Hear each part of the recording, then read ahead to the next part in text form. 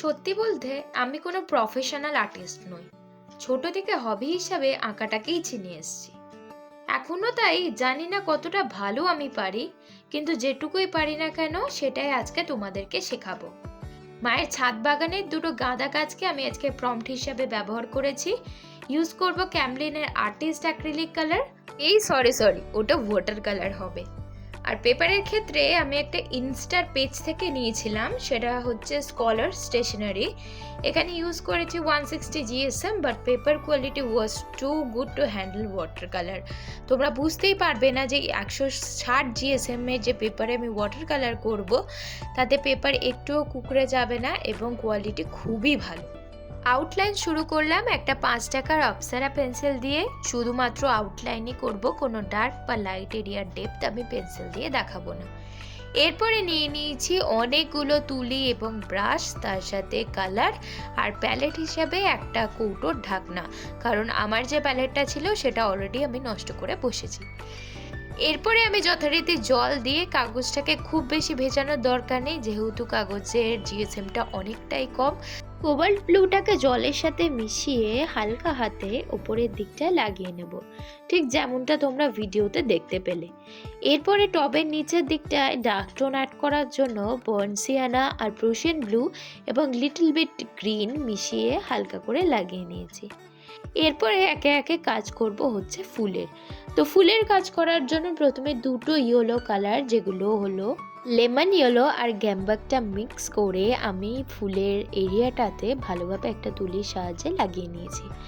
এখানে আমরা wet on wet technique use করব না, আমরা এখানে ওয়েট অ্যান্ড ড্রাই টেকনিকটা ইউজ করব, কারণ খুব বেশি জল দিলে যে কোনো জিনিস খুব বেশি ছড়িয়ে যেতে পারে, আমরা সেটা চাই না। আমরা চাই যে কালার যেন একটা এরিয়াতেই থাকুক।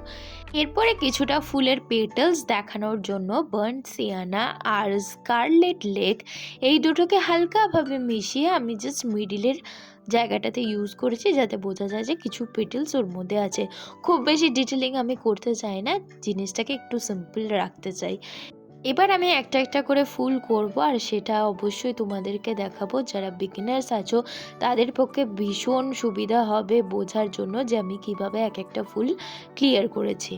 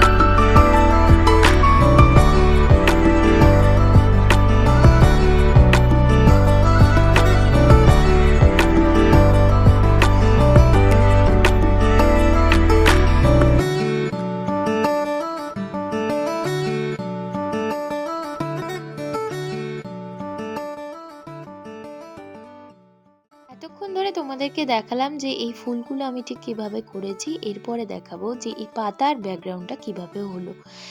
এখানে আমি দুখানা টেকনিক ইউজ করেছি, যেটা প্রথমত অ্যাক্রিলিক কালারে করা হয়, যে আগে ডিপ দেয় এবং পরে হালকা কালারগুলো দিয়ে ডিটেলিং করে, এবং যেটা ওয়াটার কালারে হয়ে থাকে প্রথমে হালকা কালার দিয়ে তার উপরে আস্তে আস্তে ডিপ অ্যাড করে করে জিনিসগুলোকে ফুটিয়ে তোলে।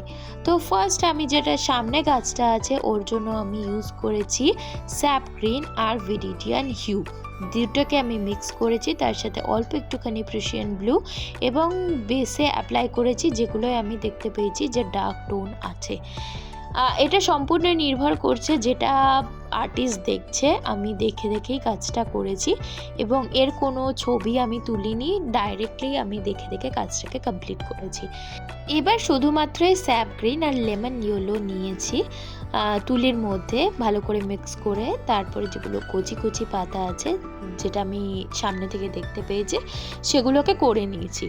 এরপরে আর কিছুই নয়, ডার্ক এরিয়াটাকে আরও ডার্ক করার জন্য, মানে আমি যে এরিয়াগুলো দেখতে পাচ্ছিলাম যে ব্ল্যাক হয়ে আছে, সেখানে আমি একটুখানি ভিরিডিয়ান, তার সাথে প্রুশিয়ান ব্লু আর আইভরি ব্ল্যাক, এই তিনটেকে মিক্স করে অ্যাপ্লাই করেছি এবং মোটামুটি আমার দেখতে এখন খারাপ লাগছে না।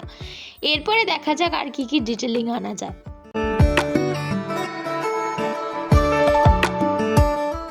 ভীষণ সর্দি কাশির কারণে হয়তো তোমরা বুঝতে পারবে না যে কোথায় হয়তো কি বলেছি। যদি কোনো রকম তোমাদের কোনো কনফিউশন থাকে আমাকে কমেন্ট বক্সে জানাতে ভুলো না। আমি কিন্তু তোমাদেরকে রিপ্লাই করব, কোনো রকম কোনো কনফিউশন নিজেদের মধ্যে রেখো না প্লিজ। এরপর আমি আস্তে আস্তে শুরু করব টবের কালারিং। তার আগে কিছু পাতার ছোট ছোট ডিটেলিংস অ্যাড করে নিচ্ছি। ওই তুলের টিপটার সাহায্যে হালকা করে জাস্ট ছোট ছোট ডট বানিয়ে একটুখানি টেনে দিলেই তৈরি হয়ে যাবে ছোট ছোট পাতাগুলো। এরপরে আমি একটুখানি বার্ন সিয়ানা, তার সাথে একটুখানি ব্ল্যাক, খুবই সামান্য ব্ল্যাক ইউজ করে আমি টপটার শেপ দিয়ে দিচ্ছি।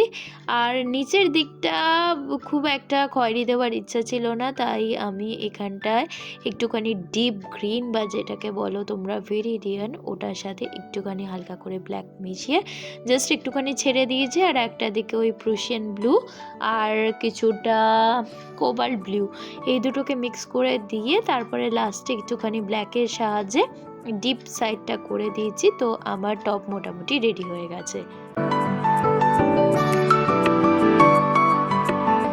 এরপরে যখন আমি দেখলাম যে ফুলের রঙটা মোটামুটি শুকিয়ে এসছে, তখন আমার থার্ড লেয়ার অ্যাপ্লাই করার সময় চলে এসছে।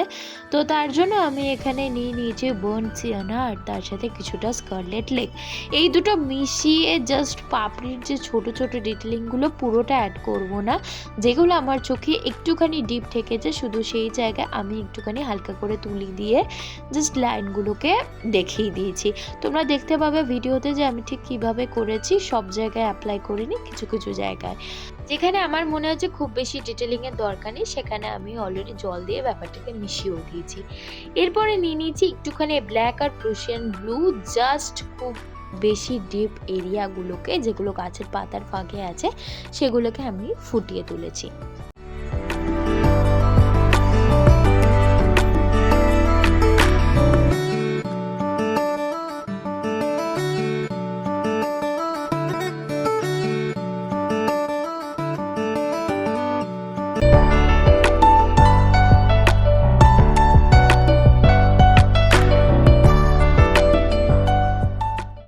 প্রথম গাছের কাজ মোটামুটি কমপ্লিট। এবার আমি আস্তে আস্তে আসবো দ্বিতীয় কাজটাতে।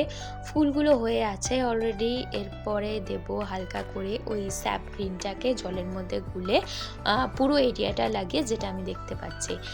এরপরে কিছুটা ডিপ টোন মানে স্যাপ গ্রিনে আর একটুখানি ডার্ক করে যে ডার্ক এরিয়াগুলো আছে সেখানে আমি আরেকবার করে বুলিয়ে দিয়েছি। এরপরে পুরো জিনিসটাকে একটুখানি শুকানোর জন্য টাইম দেবো। সেই টাইমে আমি করে নেব টপটা, যেখানে বনসিয়ানা কিছুটা গ্রিন ব্ল্যাক দিয়ে ডিপ এরিয়াগুলোকে আমি ফুটিয়ে তুলেছি। ব্যাস, এরপরে শুধুমাত্র টবের নিচে যে শ্যাডোটা আছে সেগুলোকে আমি কমপ্লিট করব। প্রথমে গ্রিন ব্ল্যাক এই সমস্ত ইউজ করেছিলাম, পরে খুবই হালকা লাগছিল বলে আরও কিছু ডিপ কালার, যেমন ধরো এই প্রুশিয়ান ব্লু তার সাথে ব্ল্যাক, এই সমস্ত মিক্স করে জিনিসটাকে হাইলাইট করার চেষ্টা করেছি। এবার গাছের যখন এরিয়াটা মোটামুটি শুকিয়ে এসছে তখন আর একটুখানি ব্ল্যাক, প্রুশিয়ান ব্লু এই সমস্ত দিয়ে একটুখানি জাস্ট ডিটেলিংগুলোকে করে নিয়েছি। ব্যাস, আমার কাজ এখানেই মোটামুটি শেষ। খুব বেশি জিনিসটাকে এক্সাজারেট করিনি বা খুব বেশি জিনিসপত্র অ্যাড করিনি। তোমরা ফাইনাল লুক দেখতেই পাচ্ছ। ভিডিও ভালো লাগলে আর ইনফরমেটিভ লাগলে অবশ্যই একটা লাইক, কমেন্ট আর শেয়ার করে দিও। আর এরপরে আমি কি কি ধরনের ভিডিও বানাবো সেটা যদি তোমাদের ইচ্ছা হয় বলতে, তাহলে আমাকে কমেন্ট বক্সে অবশ্যই জানিও। Thank you.